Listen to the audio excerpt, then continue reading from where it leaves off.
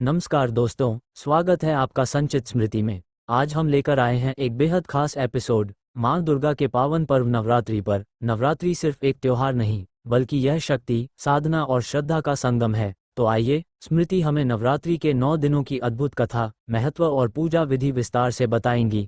आइए अब जानते हैं माँ दुर्गा के 9 रूपों के बारे में। पहला दिन, शैलपुत्री माता।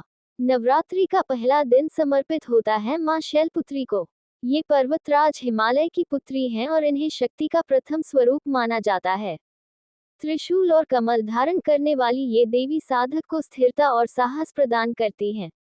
दूसरा दिन, ब्रह्मचारिणी माता। दूसरे दिन पूजा होती है ब्रह्मचारिणी माता की। ये तपस्या और संयम की देवी हैं।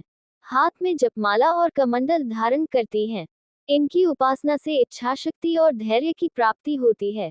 तीसरा दिन, चंद्रघंटा माता। तीसरे दिन माँ चंद्रघंटा की पूजा की जाती है। माथे पर अर्धचंद्र और शेर पर सवारी। ये स्वरूप माँ का शांत भी है और वीर भी। इनकी साधना से भय और नकारात्मक शक्तियां दूर हो जाती हैं। चौथा दिन, कूष्मांडा माता। चौथे दिन पूजी जाती है माँ कूष्मांडा। कहा जाता है कि उन्होंने अपनी मुस्कान से पूरे ब्रह्मांड की रचना की।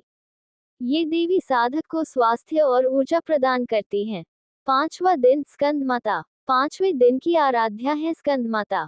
ये भगवान कार्तिकेय यानी स्कंद की माता हैं। शेर पर सवार और गोद में बाल कार्तिकेय को धारण करती हैं। इनकी पूजा से परिवार में सुख शांति आती है और संतान सुख की प्राप्ति होती है। छठा दिन, कात्यायनी माता। छठे दिन माँ कात्यायनी की पूजा होती है। ऋषि कात्यायन की पुत्री होने के कारण इन्हें कात्यायनी कहा जाता है। ये देवी विवाह में आने वाली बाधाओं को दूर करती हैं। सातवां दिन, कालरात्रि माता। सातवें दिन पूजा होती है माँ कालरात्रि की।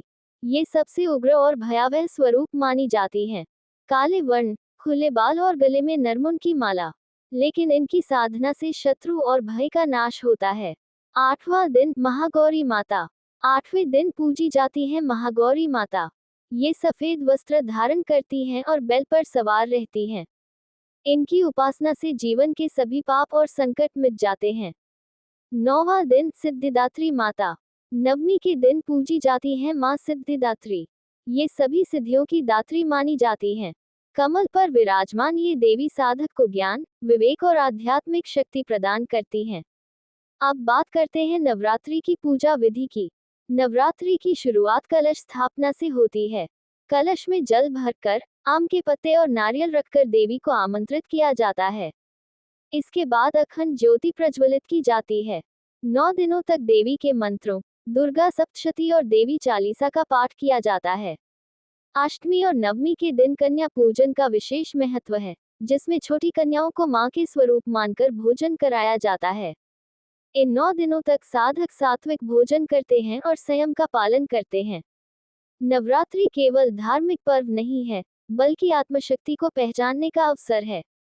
ये 9 दिन हमें सिखाते हैं कि अगर हम अपने भीतर की शक्ति को जागृत कर लें तो कोई भी बाधा हमें रोक नहीं सकती। सामाजिक स्तर पर यह पर्व बुराई पर अच्छाई की जीत का संदेश देता है। डांडिया और गरबा जैसे नृत्य इस पर्व को और भी आनंदमय बना देते हैं। नवरात्रि इसलिए खास है क्योंकि यह हमें जोड़ती है परिवार से, समाज से और अपनी संस्कृति से। आज के समय में लोग नवरात्रि को फिटनेस और हेल्थ से भी जोड़ते हैं। उपवास करने से शरीर के विषैले तत्व बाहर निकल जाते हैं। सात्विक आहार से शरीर हल्का और मन शांत होता है।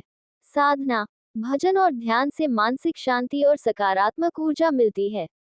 यही वजह है कि नवरात्रि सिर्फ परंपरा ही नहीं, बल्कि आधुनिक जीवन शैली में भी उतनी ही उपयोगी है।